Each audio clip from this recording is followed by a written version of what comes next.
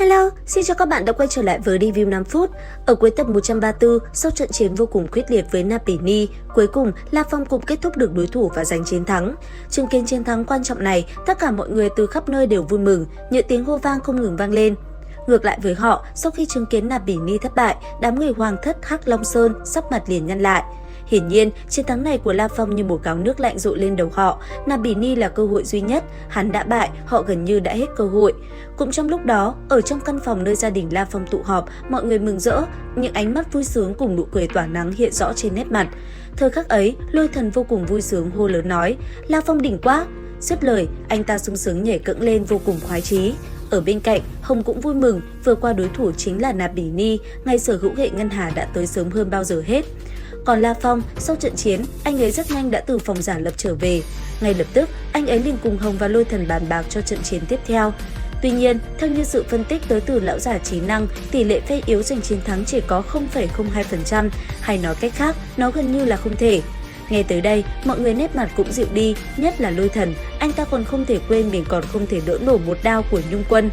Thế nhưng, theo lời Ba Tháp, La Phong vẫn có cơ hội giành chiến thắng nếu tìm được điểm đột phá trong diễn thần binh, đây là cơ hội duy nhất.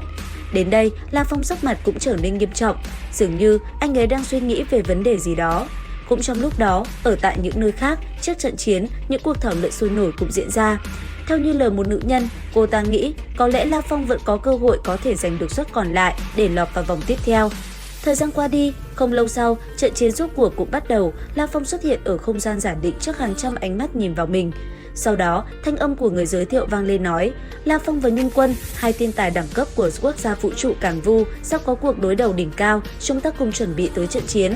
Thanh âm vừa dứt thì ở khắp nơi trên toàn vũ trụ, hàng ngàn người ánh mắt cũng liền hướng về trận chiến.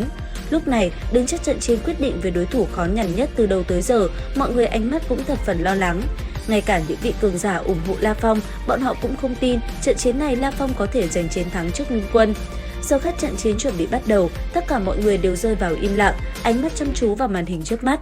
Thời gian qua đi, không lâu sau, trận chiến cũng bắt đầu. Ở bên trong không gian giả định, La Phong cùng Nhung Quân đã rất nhanh xuất hiện. Nhìn đối thủ, Nhung Quân thanh âm vang lên nói: "Làm đối thủ của ta, hy vọng ngươi có thể cố gắng cầm cự lâu hơn một chút." Dứt lời, mặt nạ của hai người rất nhanh đã bao trùm khuôn mặt, binh khí trong tay cũng lập tức xuất ra. Ngay sau đó, cả hai đã liền lao vào đối phương mà chiến. Trong tay dạn nhân, chiến đao cứ thế đập thẳng về phía đối thủ. Đối diện với từng đao bổ xuống, La Phong giờ khắc này vừa chống đỡ vừa lẩm bẩm nói: "Đại ca, nhị ca nói đúng, đao của tên này thật nặng." Nghĩ đến đây, La Phong cũng nhanh chóng dùng huyễn kiếm thức cùng tên kia va chạm, hai người bạo phát ra nguồn năng lượng vô cùng mạnh mẽ. Sau một hồi, La Phong nhận ra mình không thể để đối thủ tiếp cận, bởi vậy rất nhanh, anh ấy đã thay đổi phương pháp chiến đấu. Thấy thế, dạn nhân cũng phải thầm than, tốc độ của La Phong là cực kỳ biến ảo. Tuy nhiên sau đó, hắn cũng ngay lập tức tiến sát lại người đối thủ. Ở bên ngoài, chứng kiến cuộc chiến gay cấn kia, mọi người cũng phải nín thở theo dõi. Hiển nhiên, cuộc chiến gay cấn này làm họ không thể rời mắt. Theo ánh mắt họ nhìn lên, lúc này La Phong cũng bắt đầu công kích từ xa, anh ấy vừa làm vừa chạy trốn không cho dạn nhân tiếp cận mình. Sau một hồi, bất chợt, một luồng kim quang từ trường côn màu vàng sậm sau lưng La Phong bay ra, rồi nhanh chóng tổ hợp lại. Bất chợt, tầng thứ 2 của diễn thần binh cũng được anh ấy thi triển. Rất nhanh, hai thanh huyễn kiếm hóa thành hai luồng kiếm quang lao về phía dạn nhân. Thế nhưng, dạn nhân vẫn không sợ hãi, hắn ta cũng rất nhanh phóng người về phía trước. Trong khoảnh khắc va chạm, dạn nhân bị đẩy bay, trên miệng thổ huyết. Tới đây, ánh mắt hắn đột nhiên lộ rõ sự mãnh liệt, thanh âm vang lên nói: "Ta không ngờ ngươi có thể khiến ta xuất ra một đao này." Dứt lời, dạn nhân trong nháy mắt đã giống như biến thành một chiến thần man hoang. Sau đó, thân ảnh hắn đột nhiên tách làm hai. Chứng kiến sự xuất hiện này, La Phong giật mình kinh ngạc. Thế nhưng, sau vài lời võng mồm về bản nguyên pháp tắc, hai người đã lập tức lao tới.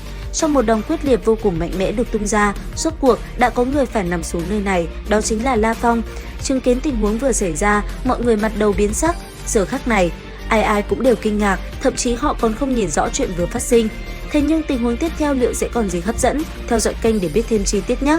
Tập 135 đến đây là hết. Xin chào và hẹn gặp lại!